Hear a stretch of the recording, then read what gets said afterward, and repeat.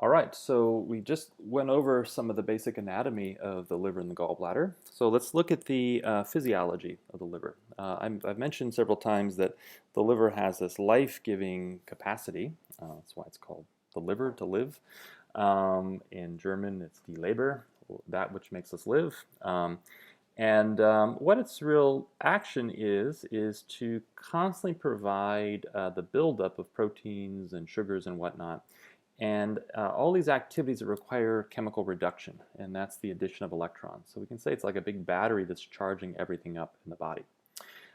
Plants are primarily reductive, whereas animals are oxidative. So we can think of the liver as sort of a giant plant in the body. We have that concept in Chinese medicine of the wood. This builds up substances like glycogen and proteins and fats, and by inputting energy, electrons. And the liver also produces a tremendous amount of antioxidants, which are compounds which can donate electrons. And this provides what's called the reductive potential of the blood. So we can think of the liver as putting electrons and electron carriers into the blood, like antioxidants like glutathione, which are constantly then spreading around the body and adding electrons. So it's charging you up. You know, when you have a deficiency of electrons, interestingly, one of the first things you feel is fatigue. So fatigue is kind of an indication of your reductive potential and what's going on. The liver also makes substances more water soluble. This is part of the liver detoxification.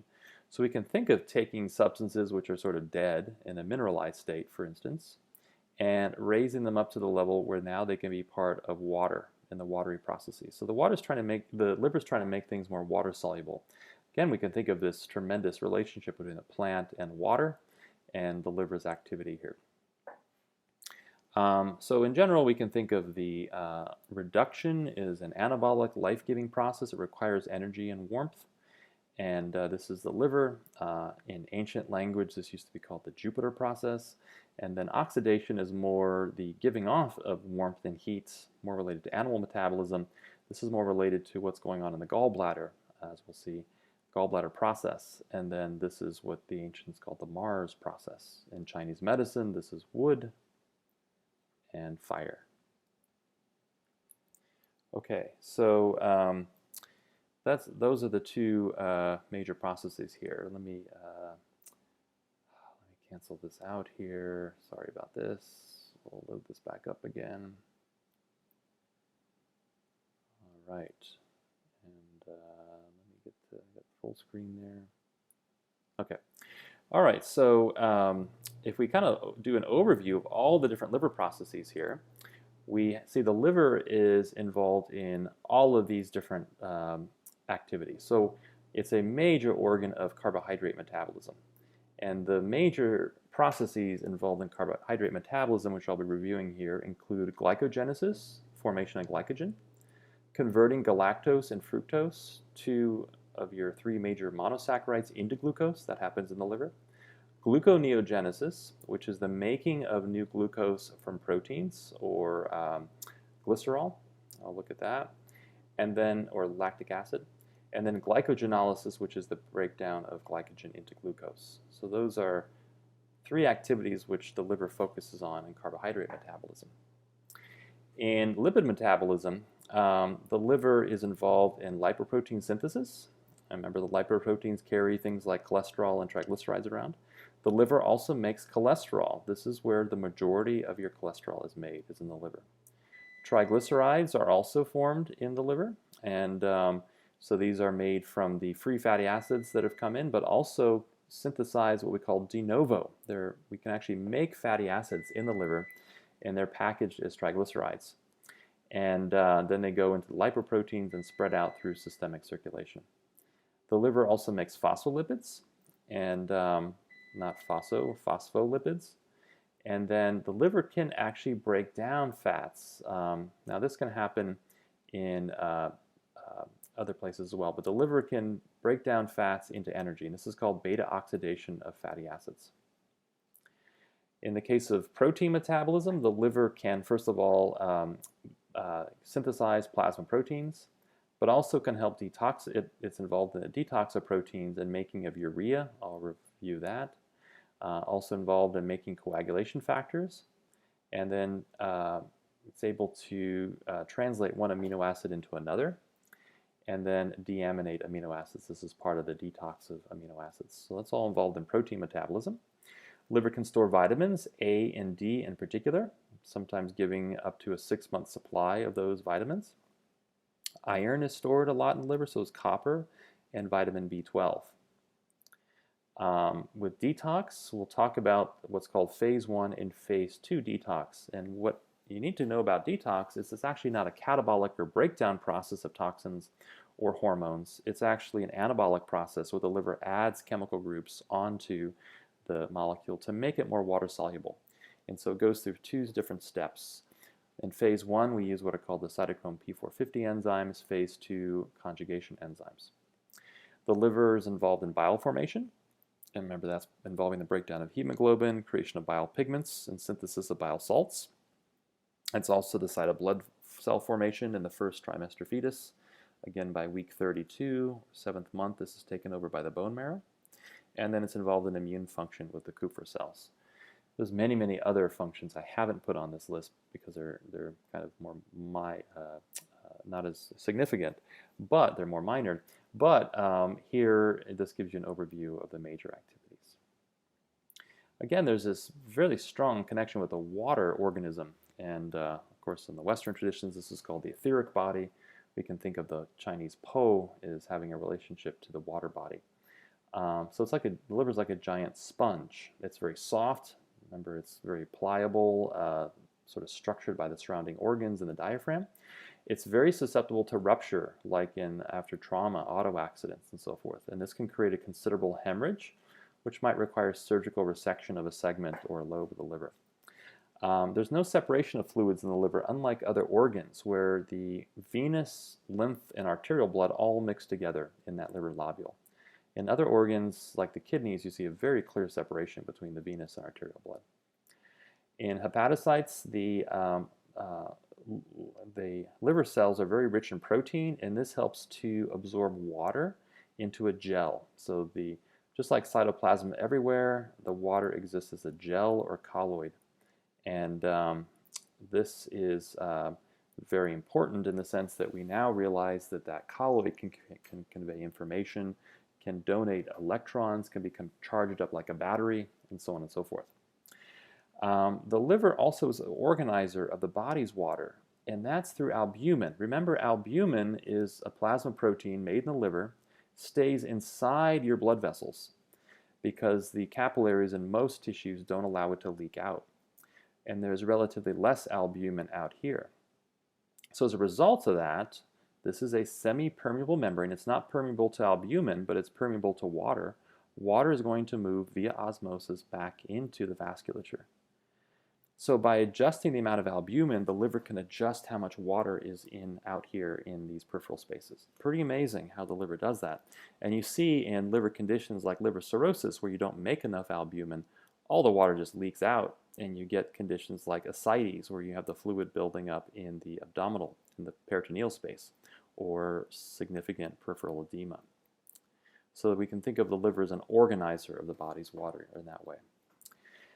Growth hormone also is an organizer in the sense that growth hormone is, remember, activated in the liver to insulin growth factor 1, and that goes out to tell your collagen, your fibroblasts and whatnot to rebuild collagen, strengthens your bones, but also your muscles and your tendons and ligaments, and helps these organs absorb water.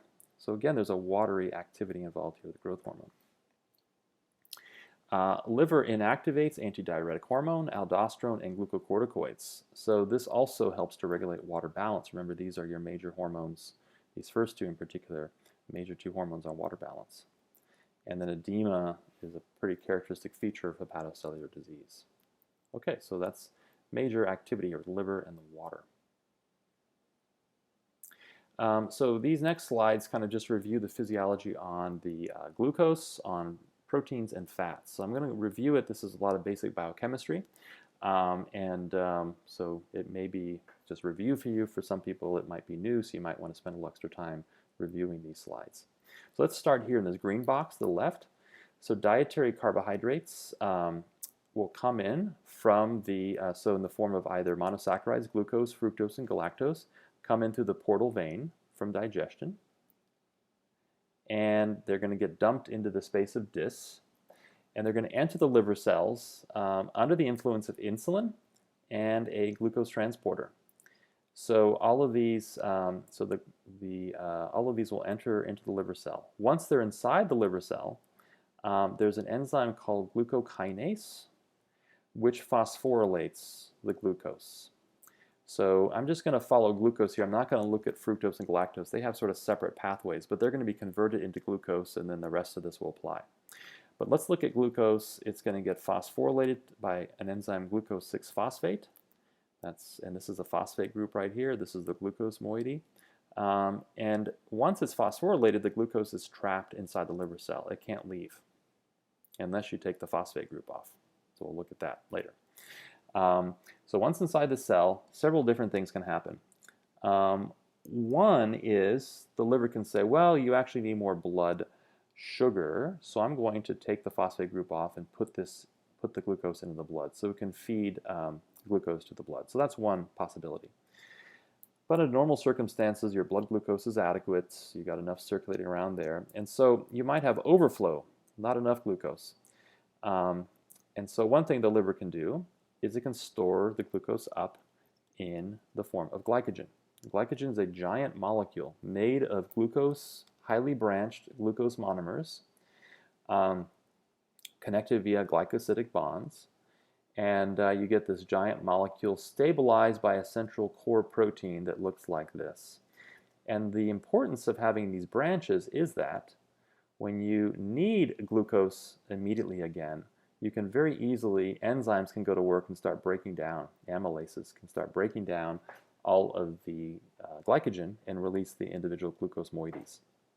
So I mentioned there's a 24-hour glycogen cycle. Glycogen's highest at 3 a.m. and lowest at 3 p.m. So glycogenolysis, or let's look at this side. Glycogenesis is the making of glycogen from glucose 6-phosphate, and this requires the enzyme glycogen synthase, which is found only in liver and muscle cells. So muscle can make glycogen as well and store it for energy needs. Insulin stimulates glycogen synthase after a high carbohydrate meal. So by eating lots of carbs, you release insulin, and that's going to stimulate glycogen synthase. When you then need to release the individual glucose, you undergo glycogenolysis, and that uses the enzyme glycogen phosphorylase, which also is only in liver and muscle cells. And this is stimulated by epinephrine and glucagon. So this happens when your blood glucose drops. And the liver can actually supply then, through this pathway, through removing the glucose unit, can supply glucose to the blood for about 10 to 18 hours. So it's a fairly significant supply.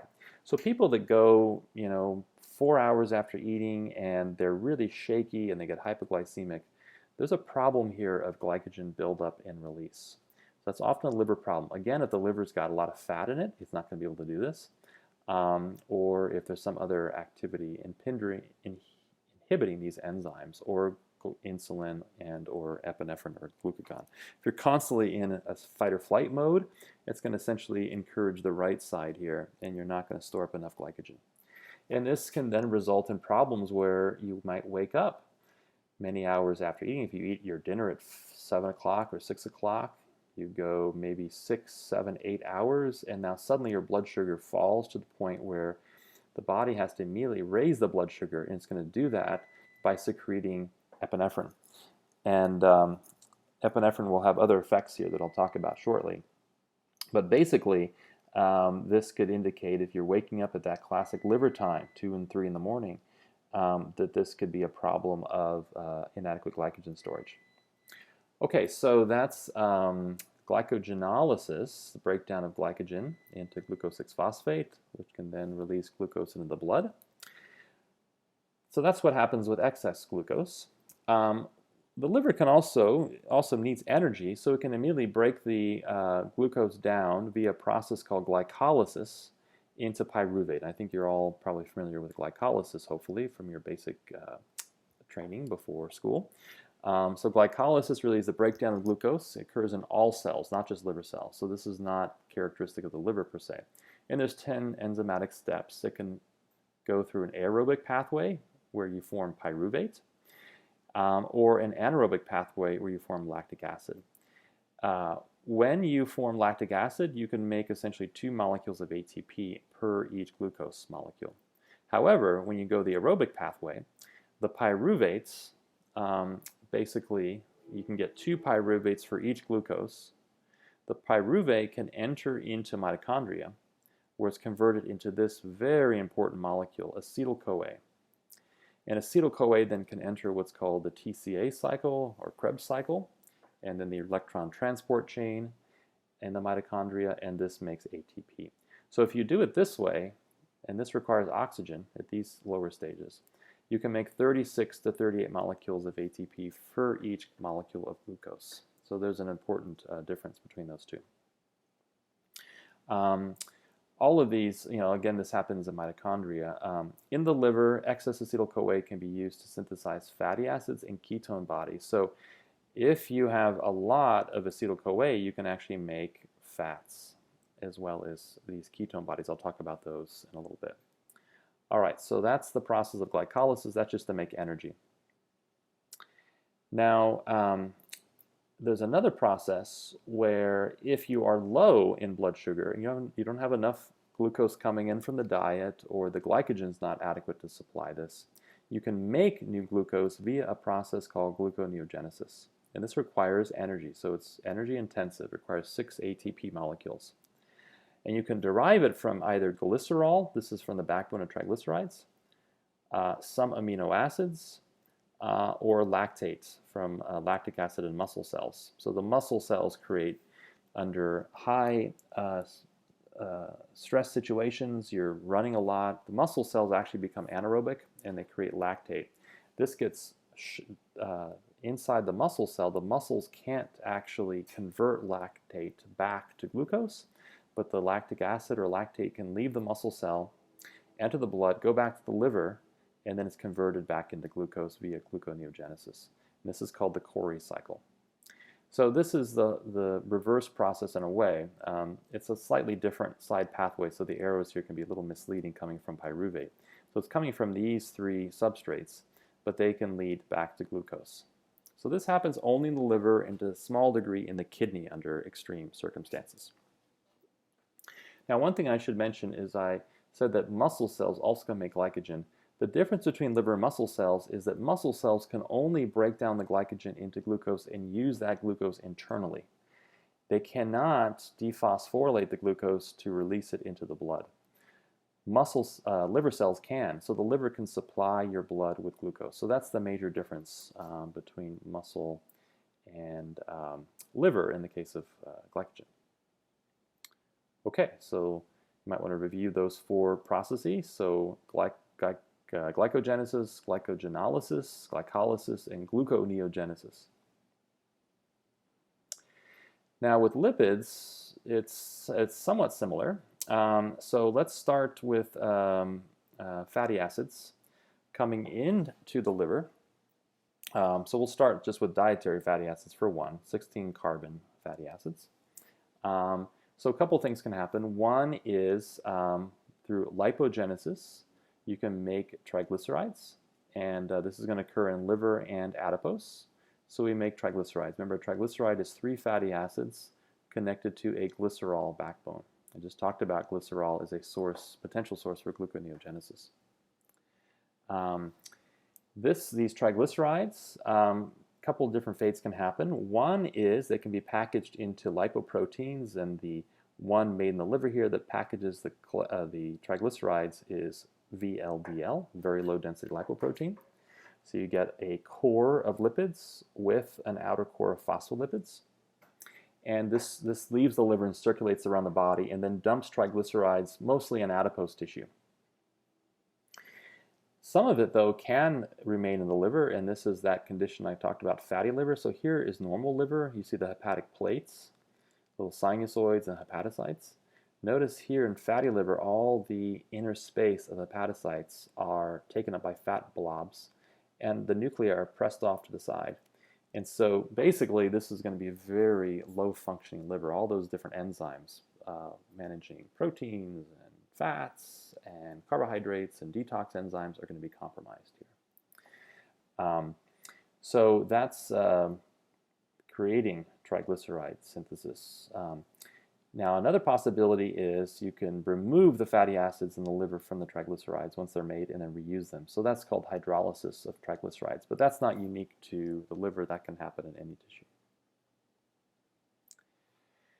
Now, like most other tissues in the body, the liver can also take a fatty acid and break it down via this process called beta oxidation.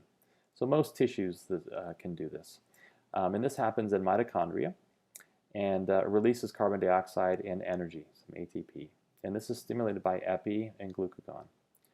And this requires a nutrient called carnitine. Carnitine helps deliver the fatty acid inside the mitochondria, which is where this occurs. That's called the carnitine shuttle. That's why some people take carnitine supplements for weight loss. The idea is you're trying to get your cells to burn the fatty acids more effectively. And when you do beta oxidation, you basically break the fatty acids, which have an even number of carbons, down into 2 carbon chains, which really is acetyl-CoA. So then acetyl-CoA can be used, like I showed in the previous slide, for energy. So you can burn it in the mitochondria to make ATP. You can also, under the direction of the enzyme HMG-CoA reductase, synthesize cholesterol from acetyl-CoA. So the liver, I said, synthesizes about 80% of the body's cholesterol for using as bile salts, also carrying it to tissues in the form of VLDL and then LDL. And then this is important for steroid synthesis and cell membrane function. This is the rate-limiting enzyme, HMG-CoA reductase, and this is the enzyme that's blocked by those statin drugs. I've talked about that one before. So by taking statins, you're inhibiting this process. So that's one fate of acetyl-CoA. Another is formation of ketone bodies. And ketone bodies essentially are an alternative to glucose to feed tissues like the brain and the heart. They can convert acetyl-CoA, the ketone bodies, back to acetyl-CoA. So the liver can make the ketone bodies, circulates them around. One of them is acetone, which is very volatile, and this is that classic acetone breath you might smell in a person. But these two, acetyl acetate and 3-hydroxybutyrate, are formed in the liver when there's excess acetyl-CoA from fatty acid catabolism. This is why people on high-fat diets will make more ketone bodies. So this can provide the brain energy, and we're finding that, for example, this could be a very effective therapy for patients with epilepsy, especially pediatric epilepsy. For some reason, it gives the right substrates for the brain and can help normalize epilepsy. Ketosis is when you have ketone bodies in the blood. The problem we're worried about, though, is ketoacidosis. And this can happen in extreme diets, but also typically in uncontrolled type 1 diabetes. And I've already gone over that. But ketoacidosis will raise your blood, lower your blood pH and create all sorts of problems metabolically. So that's one problem to be on the lookout for people on ketogenic diets, is moving from ketosis into ketoacidosis. Being in ketosis is not a problem, it's just the ketoacidosis. Now, the liver, as well as just a couple of other tissues like adipose and mammary glands, can take acetyl-CoA and build fats from it. So this is how the liver can, from acetyl-CoA, and again, this could be coming in from glucose on the previous slide. So excess glucose really has 3 fates. You can make acetyl-CoA, you can store it as glycogen, or you can put it back into the blood. So this is for the liver. But in this case, the acetyl-CoA can be used for energy, cholesterol synthesis, whatnot, but also can be built back up into fats. So this is where the majority of it actually goes. And this is why eating carbohydrates can make you fat. Because essentially they're all in the liver. We make fatty acids from acetyl-CoA. So in the enzyme here is called acetyl-CoA carboxylase. This occurs in the cytosol, not the mitochondria, and it's stimulated by insulin, and that's why we say insulin is your fat-making hormone. It really activates this process of making fatty acids. I should say it also stimulates the cholesterol synthesis pathway. So you get fat, you get high cholesterol, and so forth. Insulin's driving that, but it's really from extra acetyl-CoA, just too many calories that have come in from that, together with the hormone controls on this. So that's called lipogenesis, synthesis of fatty acids from acetyl-CoA. Okay, so that's the overview of lipid metabolism. With protein metabolism, so there's several things the liver does. One is it can make plasma proteins, so it produces about 90% of circulating plasma proteins, and it makes them at a rate of about 15 to 50 grams per day. And that includes proteins like albumin, your clotting proteins like fibrinogen, sex hormone binding globulin, which helps to bind up free estrogen levels, and then many other proteins. The liver is also involved in, once you're done with the amino acids and need to get rid of them, it's involved in deaminating them. So removing the amino group from one of the 20 alpha amino acids that we have in the body. And when you remove the amino group, you're left with just these two carbons, like a little carboxyl group in the side chain. And this is called the carbon skeleton. And that can be recycled for energy or for other purposes. But to do this, you have to get the amino group off. You can do that in two different ways. One is you can transfer the amino group to a glutamate molecule via an enzyme called an aminotransferase. So there's two of them, ALT and AST, alanine aminotransferase and aspartate aminotransferase. These enzymes transfer the amino group to this sugar or to this other molecule, basically, and that allows this carbon skeleton to be freed up for something else. These are enzymes constantly active in the liver, and they're actually being spilled into the blood at a constant rate. But if you have liver injury, the levels of these enzymes will go up in the blood. And that's where we can measure the blood tests, and these are what people often refer to as liver enzymes. So liver enzymes really can indicate hepatic injury, and we can use that to track different liver diseases. The other possibility is called oxidative deamination, where you liberate the amino groups here as ammonia, NH4, and that can then be immediately created into urea. And so this is what the liver can do, is it can make urea from ammonia. So the urea is non-toxic, it's limited in urine, but ammonia is highly toxic, especially to the central nervous system. So hypoammonemia is a possible consequence of liver disease, and this can be a medical emergency with tremors, slurred speech, vomiting, cerebral edema, blurred vision, coma, and death. In animals, fish excrete ammonia directly into the water, so they don't have a problem with it.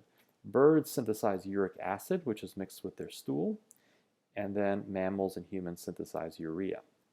So the urea is going to be excreted in the kidneys, but the liver is what makes it, and this is the way of getting rid of the ammonia that results from oxidative deamination.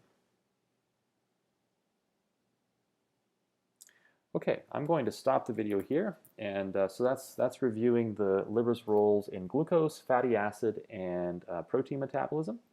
And then we're going to look at liver detoxification in the next video.